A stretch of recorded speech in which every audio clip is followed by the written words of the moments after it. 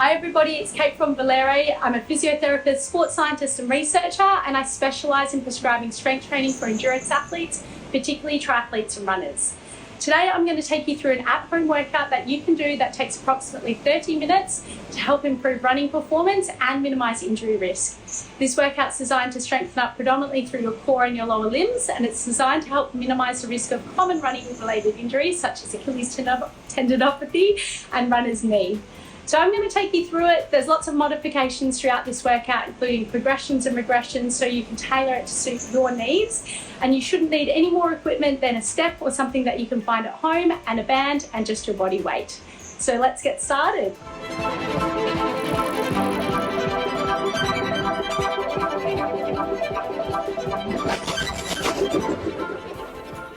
Now, exercise number one, well, I'm going to take you through 3 activation exercises, plus an extra little one. I tend to do this. But this first one that we're going to do is a warm-up pretty much before one of your warm-up exercises. Your first exercise is going to be Pogos, but before that, we don't want to jump straight into Pogos because they can be a bit much without a warm-up. So we're just going to do 1 set of bent knee deficit single leg calf raises. So with these ones, you're just going to need a step or something that you can stand on. To really show my age, when I first started prescribing these, I used to say stand on the edge of a phone book. I don't think many people have phone books. I don't even know if they're made anymore. So if you don't have one of those at home, you just want to find something that will bring you off the ground so you can get a deficit range so we can work on ankle mobility as well. So with these ones, you're going to stand on there just with your forefoot, making sure your big toe's on that step. We're going to start off bending our knees so we can target that soleus muscle. You're going to drop your heel the whole way down so we get full range of these. And you're going to come up nice and strong up onto your toes and slow control down. Let your heel drop the whole way down so we're getting full range. Up nice and strong onto your toes, slow control down. Now the number of repetitions of these is going to depend on your strength of your Achilles and through your calves. Generally anywhere between 8 to 12 repetitions is fine for these, and like I said, they're predominantly in here as a bit of a warm-up for our Pogos. Now, with these ones, you do want to focus on driving through your big toe every single repetition. So we're going to replicate what we do in running. And you do want to keep that knee bent so we can really target your gastroc muscle. So this one, your soleus muscle. So this one we're doing work on that calf strength, your tendon stiffness, and your ankle mobility. But like I said, it's a really good warm-up for Pogos. So now we're going to swap sides. We'll move down our repetitions on one side, coming onto the other side, knee bent, start with the heel drop the whole way down, up onto your toes, control, down. I was aiming for 12 repetitions. Because I'm talking to you, my multitasking is probably not the best. I apologise if I sold myself a little bit short there. But around 12 repetitions is a good start. Up onto the toes, control down. These are particularly good if you do have a history of Achilles tendinopathy. We used to think that Achilles tendinopathy predominantly came from weakness in the gastroc, but we know with more and more research, it can come from weakness in the soleus, the deeper of the calf muscles. And that soleus muscle has a big cross-sectional area, and it's got a lot of type 1 muscle fibres, or slow twitch muscle fibres. They're the ones particularly important in long distance running. So when you've done your warm-up set of those, we're going to go on to your Pogos. If you did find those helpful, by all means you can do 3 sets, of course, especially if you have the time. To keep this 30 minutes, we're going to aim for just doing 1 set. Now with your Pogos are a great exercise for improving Achilles tendon stiffness, minimising ground reaction time, ground contact time. I'm going to wait for this plate. I know you're probably thinking, why didn't I look at the flight schedule and plan this video around it? But these planes come about every 10 minutes, so there's really no getting around it. So we just have to work around them. Now, Pogos are a fantastic exercise for runners. Like I said, they can help you minimise your ground contact time, help you improve your cadence, and have a really beautiful flow-on effect towards improving running economy. With these, you can either go by duration or number of repetitions. I'm going to go by number of repetitions because I find it easier to count while multitasking. We're going to pop our hands on our hips, we're going to come up onto our toes, and we're going to aim for 15 repetitions. 1, 2, 3.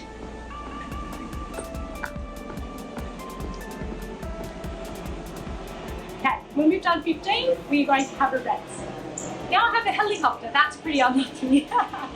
Now, with our Pogos, we're aiming to keep our heels off the ground throughout the whole duration, and you are really trying to aim to minimize your knee bend and your hip bend. That's because your point of your Pogos is to work on Achilles tendon stiffness, and like I said, minimizing that ground contact time. There's actually been a study that's been published recently that showed that in recreational runners who just did Pogos 4 times a week, they significantly improved their running economy just from Pogos, so they are fantastic. I've gone for 15 repetitions. You can increase the number of repetitions, but I generally wouldn't go anywhere above 30 to 40 seconds in duration for each set. With those, you do want to focus on giving yourself enough rest as well. So if you're going for, say, your 15 repetitions, I would then aim to have about 45 seconds of rest. So it's about a total work-rest ratio of a total of 60 seconds, okay? Now, they are your double leg Pogos. A progression of those that you can do is some side-to-side Pogos. I generally prescribe side-to-side Pogos for runners to help minimize the risk of bone stress injuries. I'm going to do them first and tell you why we would do those in the rest period. So with these ones, I always say to people, you do these to mainly look really silly when you're in the gym, but you're going to come up onto your toes. 1, 2, 3,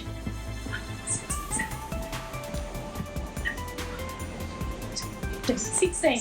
I'm going 16 of those because I don't want to end on 15 because that's odd and it means I'm not going to have an even amount on each side. Now, the reason that side-to-side Pogos are a great progression and a really good idea for runners to help minimize the risk of bone stress injuries is because they load the bones in different directions. When it comes to running, you're running in a straight line. You only get that bone loading through that one particular motion, and that can sometimes not be enough to help maximize the strength of your bone, particularly your trabecular bone, or what's known as your spongy bone. You need loading from different directions to really optimize your bone health. So if you've had a bone stress injury before, if you're at risk of having a bone stress injury, definitely include a form of those side-to-side Pogos. Again, I would aim for a total of 1 minute, including your work to rest in there. So if you're going to go 15 seconds on, aim for about your 45 seconds off, and you can progress that over time. The last progression that we can do of your Pogos is some single leg ones. Single leg ones are great, obviously, because they replicate the demands of your running. So with your single leg Pogos, you're going to come up.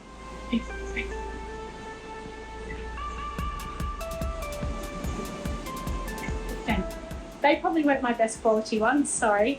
But ideally, you should be keeping your knee a little bit more straight than that. And you can go for your 10 to 15 repetitions on one side, your 10 to 15 repetitions on the other side.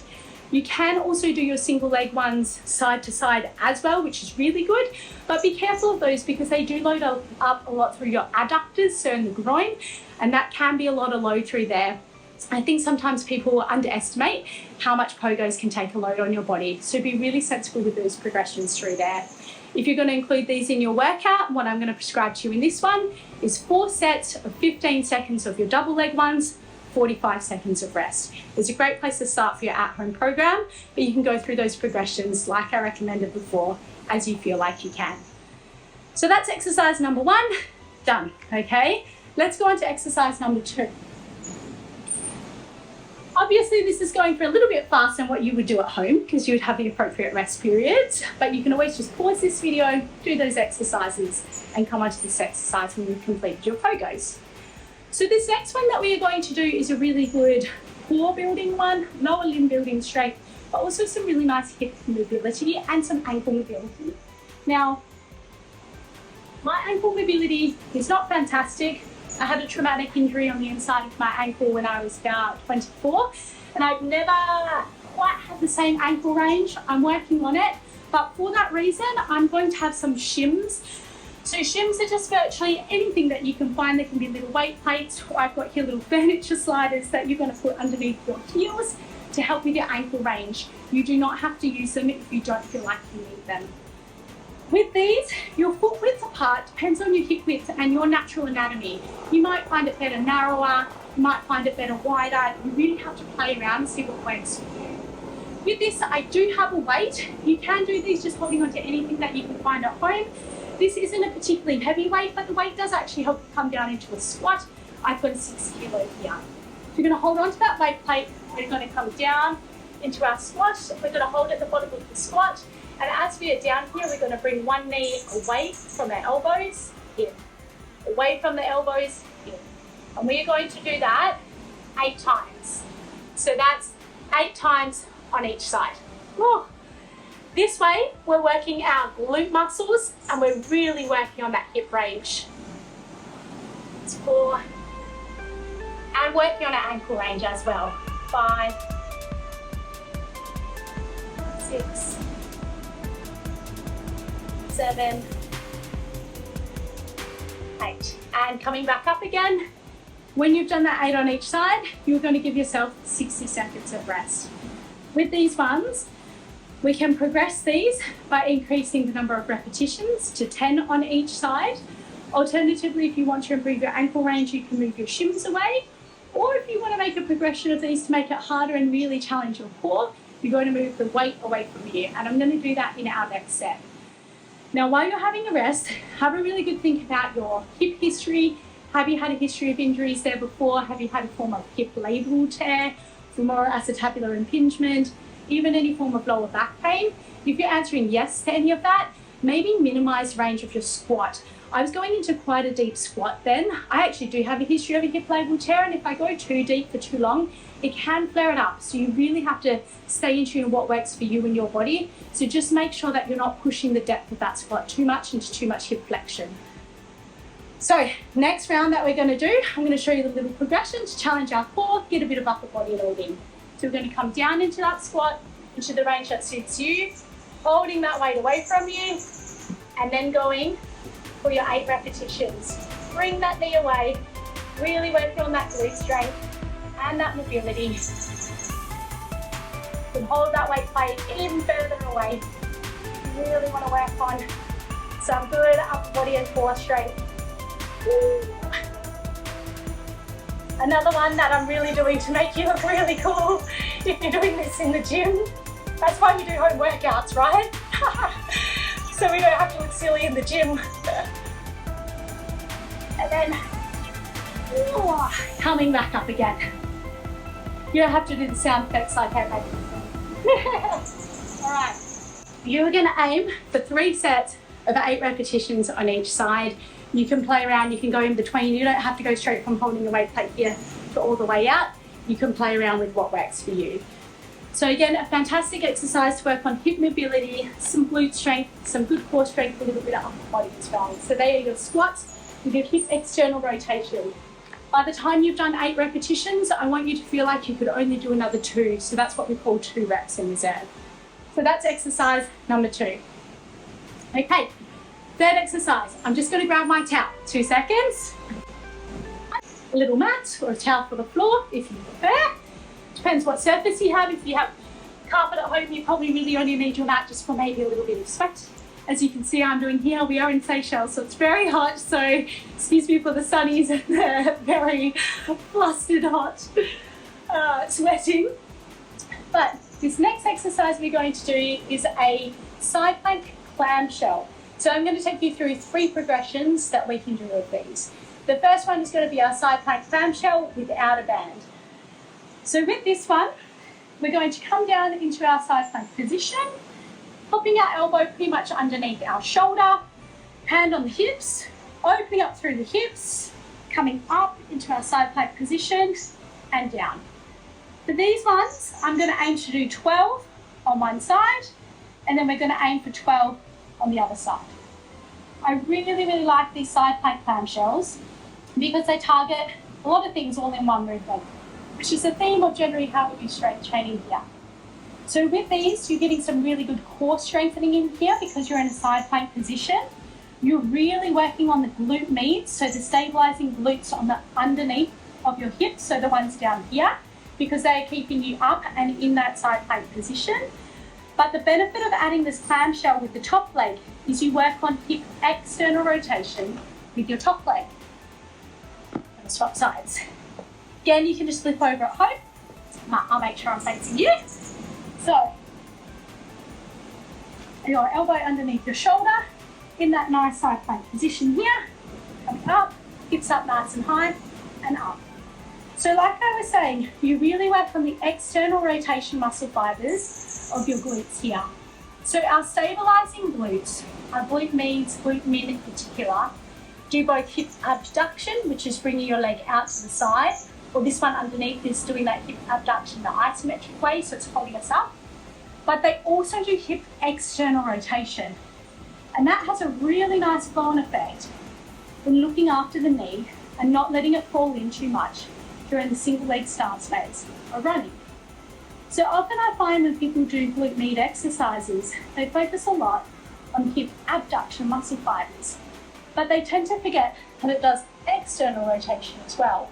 So this way, by doing your side plank clamshells, you're not only working the abductors when that side of the hip is down, but when you flip over and you're doing the clamshell, you're getting those external rotation fibers. So that's why I love side plank clamshells. They do burn a little bit though. Again, you can either go by the number of reps or the duration, or we did 12 reps on each side there. Now you're going to have 60 seconds of rest, or more if you need to. And our next step, we're going to do them with a band. So that's how we can progress these. I'm going to show you two versions that we can do with the band. Sorry, I need to pop my sunnies back on. The sun's come back out now. So they'll be going on and off, I'm sure, throughout this workout. We may maybe get a little bit of rain. I'm not sure. We'll find out. Don't have an umbrella, but we'll be fine. So with these ones, exactly the same setup, okay, with our side plank clamshells. Popping your elbow underneath. Sometimes it takes a little bit of trial and error to get the position right, but once you do, keep these bottom hips up really nice and high. Now we're going to go to 12 repetitions, but for each one of these repetitions, I really correct my setup. I really want you to think at the top of each of these reps, bring your knee, apply that tension into the band. If you're going to use the band, I always say to people, use the band and use it right. So you want to bring that knee up, and I want you to go hold for 1 second, down. Up into the band, hold for 1 second, down. The reason I say hold that for 1 second is it really makes you think about applying that pressure up. I want you to imagine you're trying to snap the band, okay? Bring it up. Now this isn't necessarily about the biggest range that you can do, it's just about applying as much pressure as you can up into that band. You should really feel that working through those glutes. I'm going to swap sides. I apologise again if I've shortchanged on the number of repetitions there. You should be 12 repetitions. You can tell me off in the comments if you want to, if I've done that wrong. I will deal with it because I always pick on people's reps, so you can pick on mine, that's fine. Then from here, elbow underneath again. Get that foot position right. Bring those bottom hips up. And with that top leg, pressure into the band, okay? I often say to people if they go, oh, okay, I'm not sure if I'm doing this right or not, I like people to pop their hand over their glutes. When you do that, you can feel those glute muscles working underneath your hand. And personally, I really like having that feedback. It tells me, no, they're working. They're really working. If you can't feel them quite so much, you could do with a thicker band. For me right now, I'm really feeling the glutes on the underneath as well. So really getting those abduction fibers too. Apply for 1 second, down. So look, I was multitasking talking to you and I think I might have slacked off a bit on that tension. So hopefully when you're doing this, you're really thinking about applying pressure every single rep. When you've done those 12 repetitions, have a little rest again, okay? I'm going to keep the band on during this rest, aiming for 60 seconds of rest. Ideally for these, in these activations, because we're going slightly higher on the rep range, we're aiming for a little bit more muscular fatigue. With these, they're a little bit more injury prevention focused and they're working on smaller muscle groups. With these ones, by the end of those 12 repetitions, I want you to aim to feel like you really could have only done another 2 or 3 more repetitions. That doesn't mean that you just literally couldn't get your knee up into the band. It means that you couldn't do another 2 or 3 more repetitions with good technique. So it means that maybe you can't apply that same amount of pressure into the band. Maybe that range just isn't quite there. So you want to feel like by rep number 12, you could have only done 2 or 3 more really good quality reps. Okay, so it's quite tough. Now, when you've had your 60 seconds of rest, we can try this as the next progression, or you can stick to either your non-banded or your banded side plank clamshells. But I really like this one. Look, I'm almost slipping around because my legs are really sweaty. Sorry. Now with these ones, we're going to do an isometric side plank clamshell. This is a really good option if you have any form of gluteal tendinopathy through that area, or any form of gluteal muscular injury, because isometric holds a really good way of loading without overloading through that area. So for these ones, again, setting up in exactly the same position, you might actually want to pick a band for this, bringing that elbow underneath your hand, elbow underneath your shoulder, coming up, applying that tension, and you are going to hold that clamshell position for 30 seconds, okay? I really want you to think that throughout this whole 30 seconds, you're applying that pressure and you're trying not to let that knee fall down and in, all right? So holding that knee up, as much of that external rotation as you can through that glute. Also keep this hip high off the ground, and we're really going to target that glute strength. You probably won't even realize that your core muscles are working because your glutes will probably be firing quite a lot. Beautiful. When we've done that 30 seconds on that side, we're going to switch over to the other side. Now, if you're feeling like your glutes are getting too tired and fatigued and you can't keep straight over, give yourself 30 seconds of rest between sides and then go again. Because remember, both sides are working throughout the movement, regardless of what way you're facing.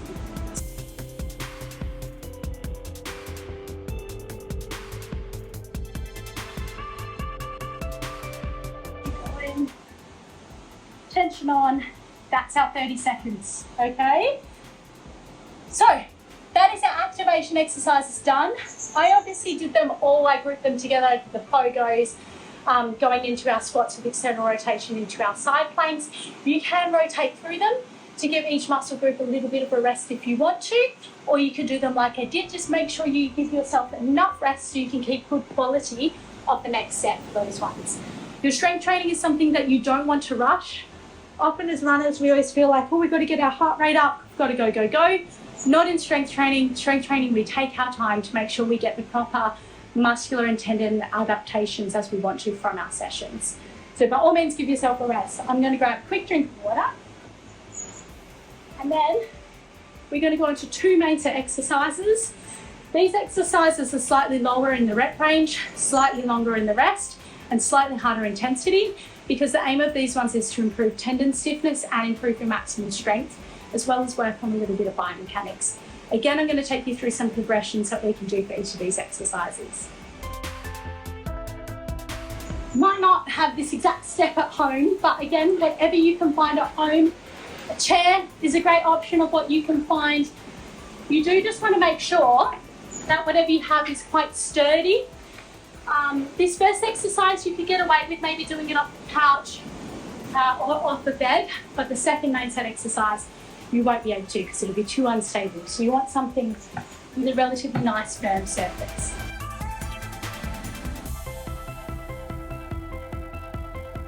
So, main set exercise number 1, we are going to do a reverse glute bridge.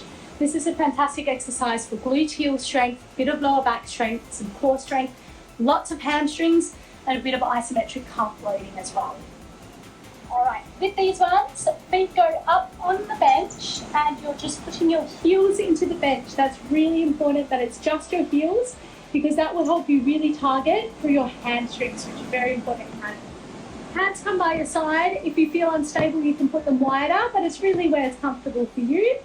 Dig those heels into the bench, and we're going to aim for powerful, fast drive up. 1, 2, 3, down. Strong, fast up.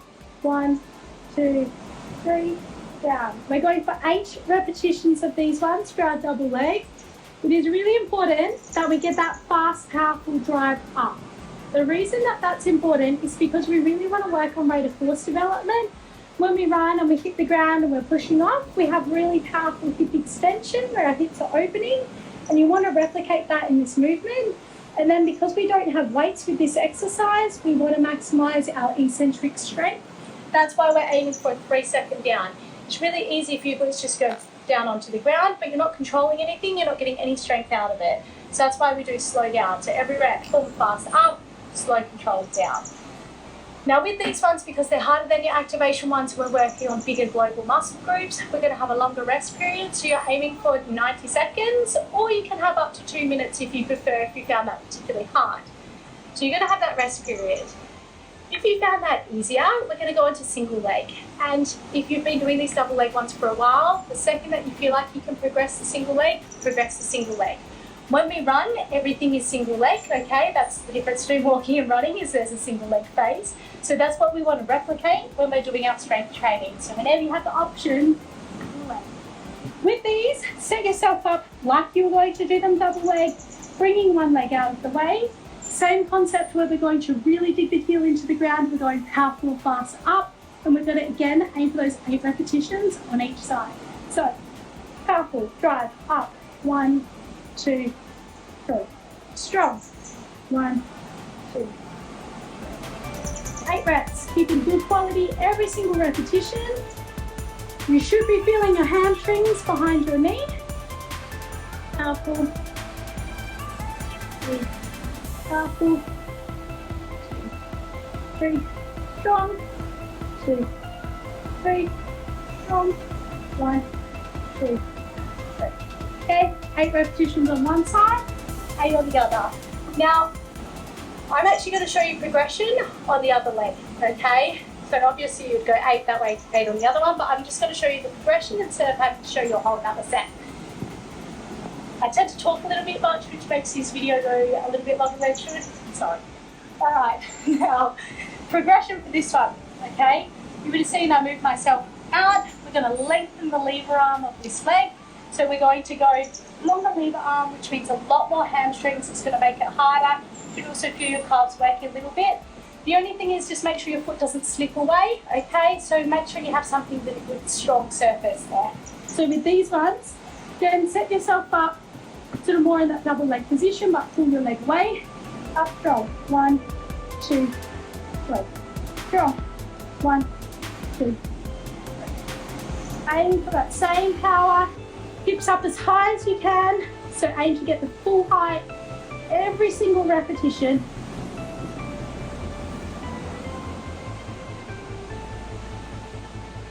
Keep your hips nice and stable. So meaning don't let your hips drop down.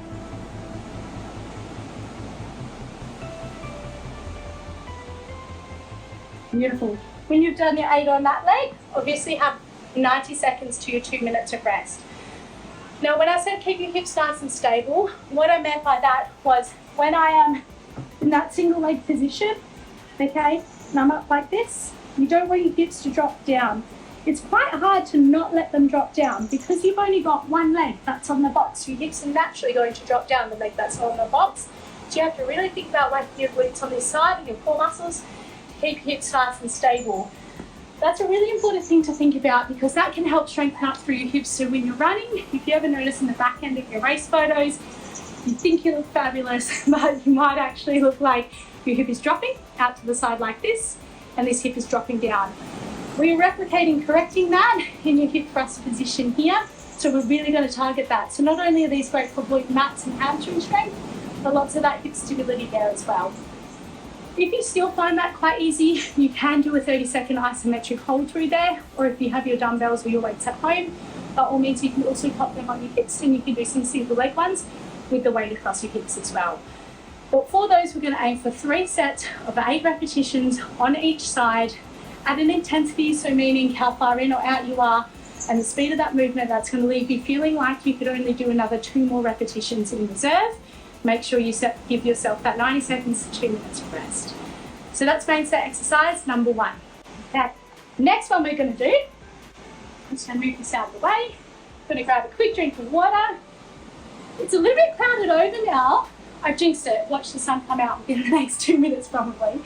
But that makes it a little bit nicer. I'd love to know where you're doing your workout, by the way. If you're at home, inside, if you have an outdoor gym, jump in the comments. You can let us know where you're doing your workout or where in the world you're doing your workout. I'm not sure anyone else is going to be in Seychelles, but if you are, please let me know. Actually, I'm not going to do this for the first set. Now, we're going to start off body weight because I'm going to take you through progressions of your step ups. So exercise number 2, step ups. Step-ups are arguably just one of my all-time go-to exercises, particularly when it comes to long-distance runners. They are really important, especially going faster than when it comes to shorter distance. But generally, I always think the longer the distance, the more important step-ups are. And that's because they exactly replicate the movement of running, but we're going to slow that movement down a little bit and focus on your technique. I'm going to show you the first set side on, and then I'm going to come around and show you the next set front on, so you can get a gauge of all technique cues. Because while step-ups may seem easy, they're not, okay? So I'm going to take you through some cues. Now, obviously, box height is important. This is probably quite high, but I don't have a shorter one, so I have no choice but to go with this box height. I actually would more likely start off with probably about 2/3 of this height, so I think that would be, cameraman Nick will give me a nod on this, maybe 30-ish centimetres is probably a good, no, that's probably a bit high. 25 to 30 centimetres is probably a good height to start, you can build up, okay? Now, with these, it's all about the foot and the leg that is on the box. The most common mistake that I see with step-ups is when people do them and they push off through the back leg. Nothing wrong with that if we're working on power and explosiveness of the calf and back leg. But we did that with our Pogos, so we're not going to do that again in this session. This is about creating the strength through the single leg stance phase of running, and we want to replicate that with this movement. So to eliminate us from using the back leg and from using the calf, you want to bring your foot as close to the box really as you can. You're going to come up onto the toes. When you're up onto the toes of the back foot, it eliminates the ability of being able to push up because your calf is already shortened. So you're trying to take that out of the equation.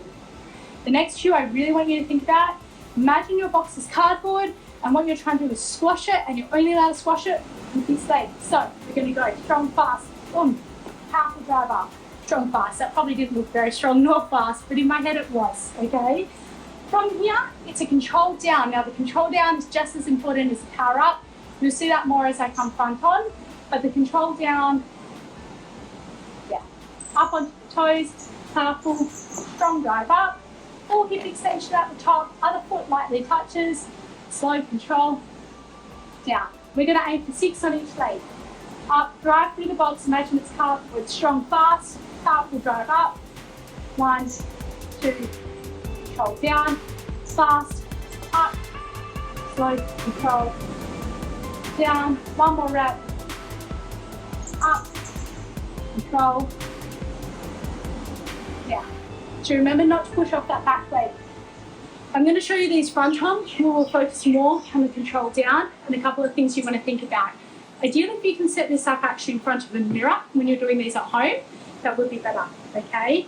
So back leg nice and close, not pushing off through that back leg, powerful, strong, up.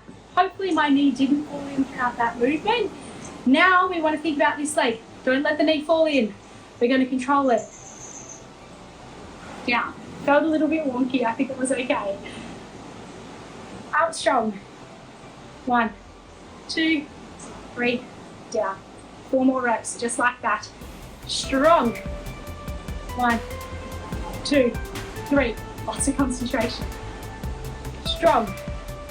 1, 2, 3. 2 more. Strong. Slow down. Don't let the knee fall in. Good, I got 1 more. I got to keep this quality up. 1, 2, 3. So this really helps to putting everything together. We're putting together that glute med strength, the glute strength to do the step up, quad hammy strength, really powerful movement, fast up, slow down. That fast up again is also really important. Because we don't have crazy heavy loads, because we're trying to make this as accessible as we can for you at home without equipment, you want to give yourself the best challenge. To do that, we're really going to work on improving that rate of force development. So what I mean by that is, when you're running and you hit the ground, you want to hit the ground, you want to powerfully push off. You want that to be as light and as quick as possible and as minimal ground contact time as possible. So when you're hitting the ground, you can imagine your step up replicates this nice, powerful, fast push off. And we want to go fast, fast, fast. Important to remember when you're doing these, it's about intended velocity, not your actual velocity. So you're probably thinking, cool, Kate, that sounds good, but you're not nowhere near doing that step up as fast as what your cadence is when you run. But it's all about creating those neural pathways, and that comes from intended velocity. So as long as you're telling your muscles, go, go, go, let's work together, that's what's really, really important. Your progression of these, now we're going to do 6 on each leg. Give yourself that 90 seconds to 2 minutes of rest. Your progression is to add load. Sorry if you don't have any dumbbells at home. Ideally, you don't actually really want to go increasing the reps too much, because then you're just going to work on muscular endurance, and we don't really want to get that from these. We want more strength by force development.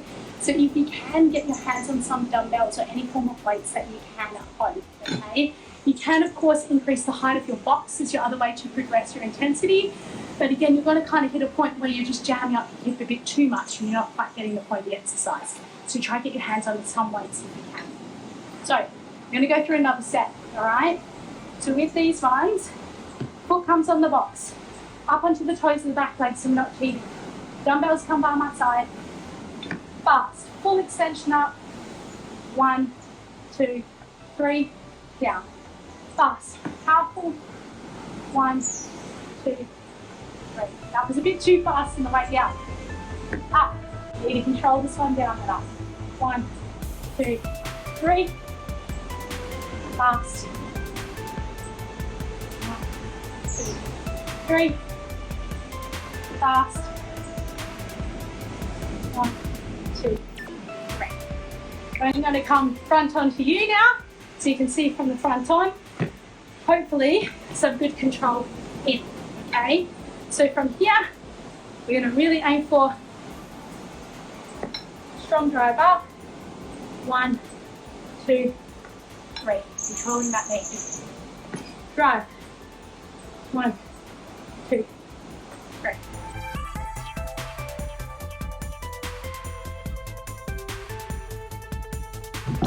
With those ones, I honestly feel like I could have maybe only done one more rep with really good technique. I think beyond that, my knee would have fallen in towards the midline. So just a really quick one on that. So what I mean by that, my knee falling in, would be if I was doing this, in, maybe not even on the way up, but on the way down. That, okay? And it's generally when you start to lose momentum, the knee will fall in. Now, I don't expect anyone to be perfect the first time that you do them, and just because your knee falls in doesn't mean that you shouldn't do them. It just means that you should go, okay, I only want a couple of repetitions with that technique that's not perfect, because you don't want to drill home bad habits, but you still can push into it a little bit and you just want to focus on really good technique every single rep. That's why we'll max it out at 6 repetitions to make sure your quality still stays really good. We will get better over time, and doing things like your side plank clamshells, what we did, are going to help your step ups, okay? So to recap those ones with your step ups, 3 sets, 6 repetitions on each side. We're aiming to only leave 1 to 2, maximum of 2 reps in reserve, giving yourself 60 seconds to 90 seconds of rest, okay? So that is our strength workout. I'm sorry that I'm really hot by the end of that. You shouldn't be sweating at home from the intensity. You should be feeling pretty good. The intensity of these sessions comes from how hard the exercises are, not heart rate sweat, or hopefully not even from being too hot, because hopefully your gyms are a little bit cooler than mine. So to recap, 3 activation exercises. You've got your Pogos, your side plank clamshells, and your squats with hip external rotation. Then you're moving on to your main set where you have your reverse hip bridges and your step ups. That's all that you need to help yourself perform at your best and stay injury free. Hopefully you enjoyed that workout. If you do want more of these workouts on demand, by all means jump on the Valero app. We have a free 14-day trial that you can try out all of our programs. They've been specifically created by myself, specifically for endurance athletes, particularly runners. So make sure you tune into that. If you want any other information, jump on our Instagram, valero.endurance, or our website, valeroendurance.com. We're here to help you. If you found this helpful, please give it a like, give us a subscribe, let us know the other videos that you want to see. The more that you do that for us, the more of these we can do for you. We look forward to helping you perform at your best and stay injury free. Thank you so much for tuning in.